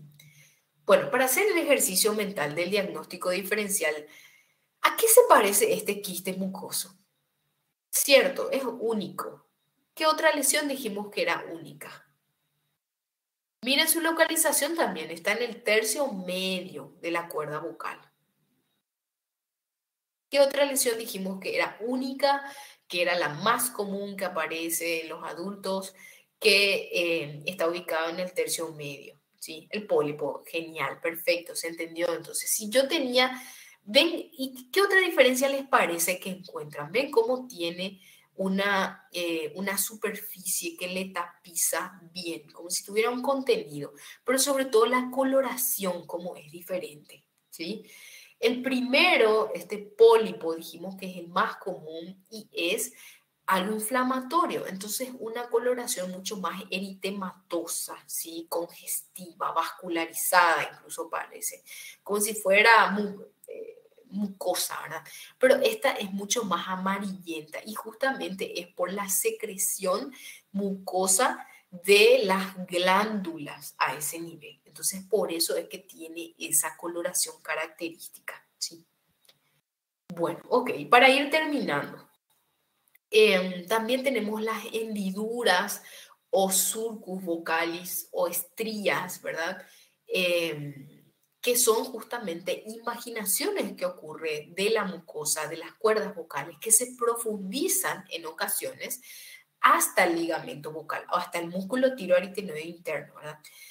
El paciente normalmente que tiene este sulcus vocales o hendidura, ¿sí? Tiene una historia de disfonía de larga evolución y hay una rápida transición incluso desde la disfonía hasta la afonía, que es la falta total de la voz, ¿sí? Yo hago el diagnóstico definitivo de esta lesión por la videoestroboscopía, entonces yo puedo mirar justamente que las ondas mucosas es como que provocan saltos, ¿sí? Al pasar por la lesión, porque hay justamente ese tipo de lesión. Y para entender nomás, dijimos, los quistes tienen una pared con un contenido. El sulcus es una invaginación de este epitelio pavimentoso que existe a ese nivel, ¿sí? Entonces se ve así, no hay un contenido como tal. Es así como se ve en esta imagen. Esto va llegando y dijimos, profundiza tanto que puede llegar hasta el verdadero ligamento vocal, que era el músculo tiroaritenoide interno, ¿sí? Bueno, esto puede formar un puente mucoso también, que es otro tipo de lesión, cuando aparece cierto grado de fibrina entre estos epitelios que están a punto de tocarse, ¿verdad? Hay una fibrosis y es como que se cierra eso parcialmente, pero es algo que ya no vemos tanto, ¿verdad? Bueno, y las estrías también son lesiones que van deformando las cuerdas vocales, son atrofias también que pueden afectar a los ligamentos vocales y están recubiertas por un epitelio que normalmente es mucho más fibroso en el fondo, ¿verdad? Y se adelgaza a medida que alcanza la mucosa de la cuerda, como el puente mucoso, ¿sí? ¿Ven? Ok, bueno. Y para terminar, como última patología, la laringocele, ¿verdad? Es una dilatación de aire benigna que ocurre, ¿verdad? Del sáculo ventricular. Está formado sobre todo por una pared de epitelio cilíndrico glandular que es de tipo respiratorio y su interior está justamente constituido por aire, ¿sí? Se puede clasificar en algo congénito, algo adquirido. Los congénitos son el resultado de la presencia de restos embriológicos, ¿verdad? Y los adquiridos, resultado de aumento de la presión intralaríngea, ¿verdad? Mantenida y fomentada por una anatomía que predispone a esa formación, ¿sí? Bueno, a la clínica que encontramos, como es una tumoración que se desarrolla de manera lenta y progresiva, al comienzo es prácticamente asintomático, ¿sí? Pero una vez que empieza a manifestarse, se manifiesta de forma abrupta, incluso con una disnea que previamente el paciente no tenía, ¿sí? Igual los síntomas dependen mucho de la localización, ¿verdad? Normalmente la disfonía es lo que más frecuente encontramos. Puede ser una tumoración cervical también que incrementa justamente el tamaño con la maniobra de Valsalva. La maniobra de Valsalva es el aumento de la presión intraabdominal que se realiza y justamente es como que uno apriete y haga un aumento de la presión justamente intraabdominal y ahí eso aumenta de tamaño, alguna tumoración en el cuello, ¿sí? En algunos casos requiere traqueostomía de urgencia. Yo nunca vi, pero sí pueden requerir. ¿Por qué? Porque depende mucho de la localización donde está. Y justamente el diagnóstico se llega que por la clínica y la exploración. Se puede visualizar por la laringoscopia indirecta o por nasofibrondoscopía también, ¿verdad? Una tumoración lisa, redondeada, que viene del ventrículo laríngeo sobre todo, ¿sí? Y bueno, como exploraciones complementarias podemos hacer justamente ecografías cervicales, tomografías, ¿verdad? Eh, que dan esta imagen sacular rellena de aire. El tratamiento finalmente del laringocele es un tratamiento quirúrgico, ¿verdad? Puede ser tanto un procedimiento con un abordaje más bien externo, ¿verdad? Pero así también puede ser un abordaje interno. Normalmente requiere de ambos, ¿sí?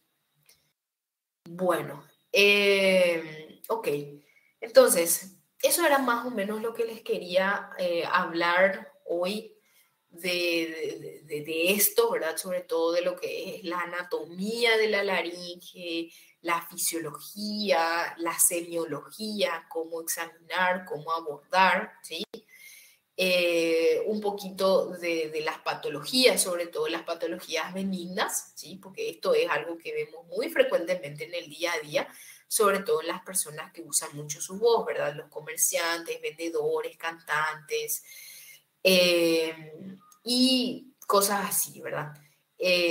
Nos tocaría nada más ver la parte de lesiones malignas, ¿verdad? Y las laringitis en general, las infecciosas, ¿sí? A ver, Aurelio levantó la mano. Doctora, ¿puede repetir por qué la intubación endotraqueal no puede pasar de 7 días? Esa es tu pregunta. Bueno, voy a intentar otra vez explicar. No puede pasar de 7 a 10 días. ¿Por qué? Porque, como ustedes vieron, la laringe tiene las cuerdas vocales. Por debajo de eso ya está lo que sería el cartílago cricoides y luego el anillo traqueal, ¿sí? Bueno, cuando uno hace una intubación, ¿verdad? Y conecta a este paciente a un respirador, lo que hace es colocar este tubo de intubación, que creo que ya habrán visto, no sé si alguna vez ya lograron ver el tubo de intubación endotraqueal. ¿Llegaron a ver? Sí, ok, bueno. y algunos tienen un PAF y otros no. Sí, Aurelio, háblame nomás si querés. Activa tu micrófono sin problema. O no sé si se te fue nomás. Que es la misma pregunta. Bueno, estos tubos de intubación tienen un CAF que se infla, ¿sí? ¿Y qué pasa? Ese CAF que entra en contacto con los anillos traqueales, con la mucosa por dentro, genera una reacción de cuerpo extraño. Imagínate que 7 a 10 días esté ese tubo ahí rozando, no es que el paciente se queda quieto, el paciente está inconsciente, pero es higienizado, le mueve la licenciada al cuello, aquí, allá, por todos lados se mueve, ¿verdad? En lo posible eso intenta minimizarse, pero es así, ¿verdad? Hay que movilizarle al paciente igual porque si no se forman otras complicaciones, úlceras y demás. Bueno, entonces el tubo constantemente está rozando los anillos traqueales, la mucosa por dentro. Entonces genera estas complicaciones que vimos. Primero, esos granulomas. Los granulomas son tejidos inflamatorios que aparecen porque por el roce constante traumático que deja ese tubo dentro de la vía aérea. Entonces aparecen esos granulomas que finalmente generan una fibrosis dentro del anillo traqueal, ¿sí?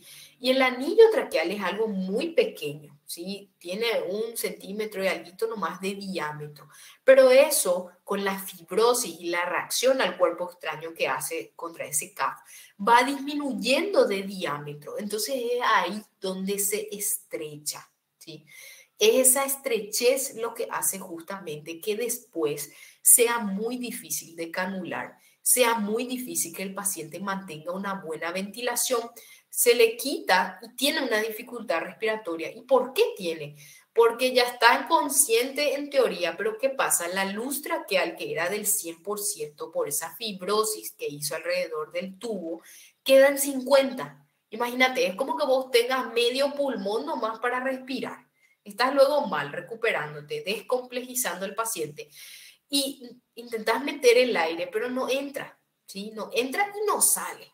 Entonces eso le da esa dificultad respiratoria al paciente. Por eso, en líneas generales y con los estudios que se hicieron hasta hoy en día, se recomienda que se calcule entre los 7 a 10 días realizar una traqueostomía a un paciente que va a estar intubado, ¿sí?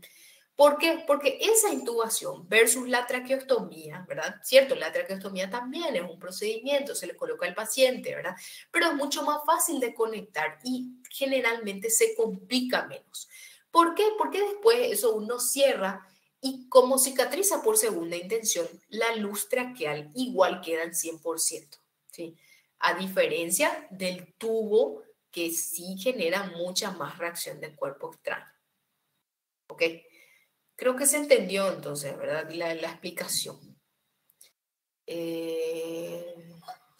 Sí, así mismo, lesiona la pared y genera infecciones también, eso es muy cierto.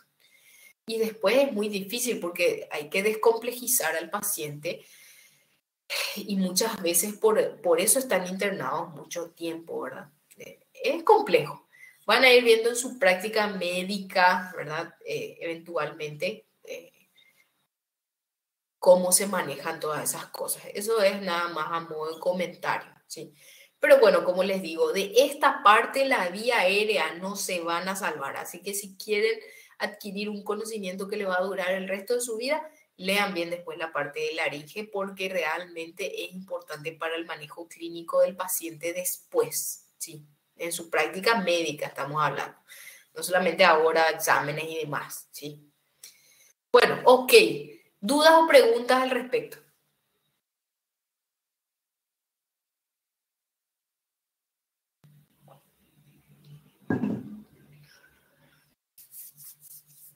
Bueno, parece que no. Ok, bueno, vamos a hablar del proceso entonces. Yo no sé si está Icaraima, no sé, no le vi si se conectó o no. El proceso final. Ah, ahí está, sí. Bueno, en realidad yo tengo algunas ideas del proceso final. Normalmente yo les suelo pedir a los estudiantes que formen grupos, ¿sí? Ustedes son 48 más o menos, ¿verdad? Grupos de 7, 8 personas más o menos es la idea, para hacer un breve ensayo, una breve descripción nada más de ciertas patologías que yo les voy a estar dando, ¿sí? Esto es algo escrito, no es algo así que hay que presentar ni nada, es solamente para que profundicen y puedan leer un poquito más de algunas patologías específicas. Entonces vamos a ir discutiendo eso, ¿sí? Eh, Normalmente, como les digo, el grupo tiene que ser grupos de muchas personas, porque si no, no me va a dar el tiempo, evidentemente, de leer todo y profundizar y muchos van a tener lo mismo. Entonces, 7, 8 personas, ¿está bien? ¿Para qué? Para que yo les dé entonces, y la idea es que hagan como en una hoja de Word o algo similar, una breve historia, una breve reseña sobre esa patología e ir hablando cómo se hace el diagnóstico, cuál es la historia clínica del paciente, cuáles son sus antecedentes patológicos, personales, qué yo tengo que investigar, qué yo tengo que indagar, cuáles son los signos y síntomas que puedo encontrar, los estudios auxiliares y el tratamiento de unas patologías que yo voy a ir pasando, ¿sí? Eso es una opción, ¿verdad? Otra opción, ¿verdad? Que muchos utilizaban, pero que bueno, a muchos no les gusta tanto, es hacer tipo un formulario, o sea, unas preguntas, ¿sí? Preguntas sobre oído, por ejemplo. Ya hice con un grupo que me pidió, por ejemplo, que a ellos les parecía muy largo todo el temario y que no querían todo su final así de una. Entonces me pidieron si ese proceso final podía ser de oído. Entonces, qué sé yo, me pidieron hacer 20 preguntas por los 20 puntos y qué sé yo. Eso quedaba ya sin entrar oído para el final y después ya quedaba nada más ese tema de nariz, senos paranasales, laringe sobre todo para el final, ¿sí? Esa es otra opción, ¿verdad? No sé qué les parece. Yo prefiero hacerlo de las patologías y demás, entonces así aprovechan y leen un poquito más al respecto de cada patología, ¿verdad? Y, y vamos aclarando las dudas, ¿sí? Bueno, no sé, piensen, ¿verdad? No es algo que hoy tengamos que decidir tampoco. Acá lo más importante ahora es, eh, hoy es el último proceso que vale 3 puntos y nuestro examen, ¿está bien? Bueno, a ver un poco Isa pregunta, ¿cómo diferenciar la laringitis de la faringitis en niños? Bueno, eso vamos a ver en la parte de laringitis cuando veamos las patologías infecciosas después de nuestro segundo parcial. Pero te voy a responder así rápido y pronto, ¿verdad? Para tener una idea. Normalmente, cuando es difícil es diferenciar exactamente porque suele ser un complejo. Los que inician con una faringitis puede extenderse a una laringitis y la mayoría es así. La mayoría de los procesos normalmente virales inicia como una faringitis y luego se extiende hacia la laringe y genera una laringitis. Entonces, el principal síntoma a diferenciar es que la laringitis suele producir sobre todo un cambio en la voz, ¿sí? Y también tos, muy característica por el reflejo de la tos a ese nivel, ¿sí? Pero es muy difícil de diferenciar. Ah, no, sí, este solamente tiene una faringitis y no. Así como tal es muy difícil de diferenciar. Por suerte el tratamiento suele ser lo similar, entonces no hay mucho problema. Pero hay algunas laringitis muy específicas que vamos a ver después, ¿verdad? En las siguientes, en las clases que nos quedan después de nuestro parcial. ¿Está bien? Bueno, ok. Haz una encuesta después, dice, sobre el proceso final. Ay, bueno. No, y depende de ustedes. Eh, yo realmente, ustedes tienen que ponerse de acuerdo y me avisan a mí. Yo no tengo problema en realidad. Si quieren hacer así, que ahí entren algunos temas. No, no es para decidir ahora, piensen, está bien, piensen.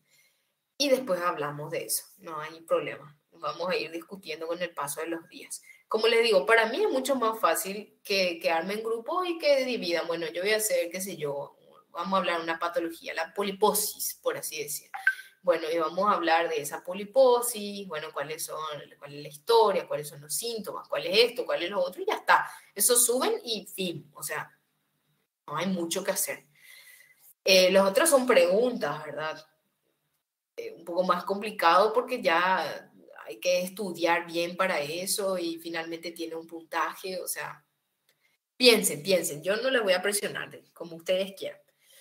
Bueno, otra duda, otra pregunta, algo. O ya está.